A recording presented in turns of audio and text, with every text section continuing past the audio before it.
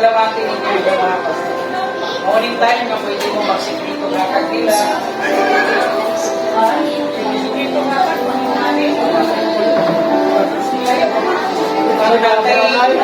natay isa ka pastora na wala ang pagkakilay.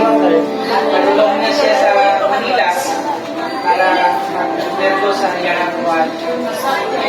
May nagkaroon siya na problema sa iyan. O niyan mga pastora na lang nga nasa inyo ang magbabagan. Ilang pasalamatan sa ilang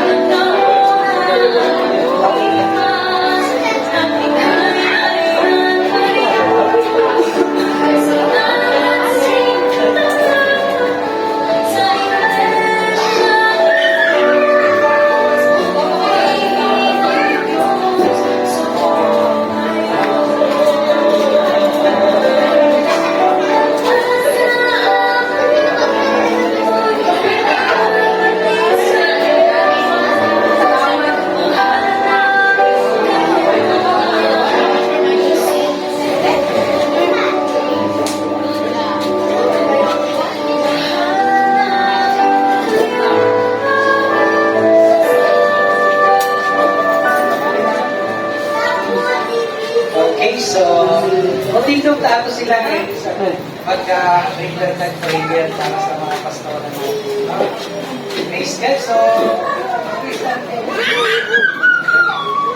Father God, dagang salamat sa oportunidad na makapag-serve, Lord God. Kaniya karon nga mga pastor nga na si mong tubangan, Lord God.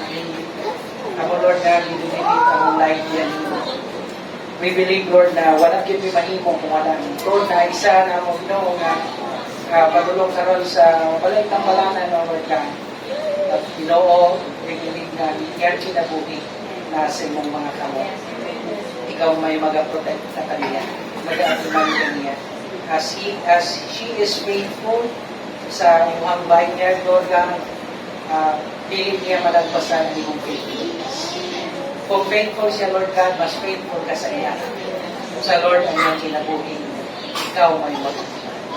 Thank you, Ginoo, karamong tanan. Help us, Lord God, to do the ministry na mabuhat mo ang mga buluhaton sa simbahan, Lord, nga puno sa gugma, kinasingkasing, nga lilingon nga napulos ni Lord, but ibuhat mo ni Ginoo nga out of our love.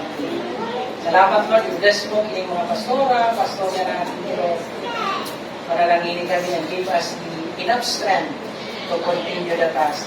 Na isan pa sa malisod na sitwasyon, we can continue the task. Mabuhat na akong buluhaton because you are with us. Kauban ka na. Thank you so much. Akong ihalad ni mo ang mga sa pangalan ni Jesus. Amen. Praise God.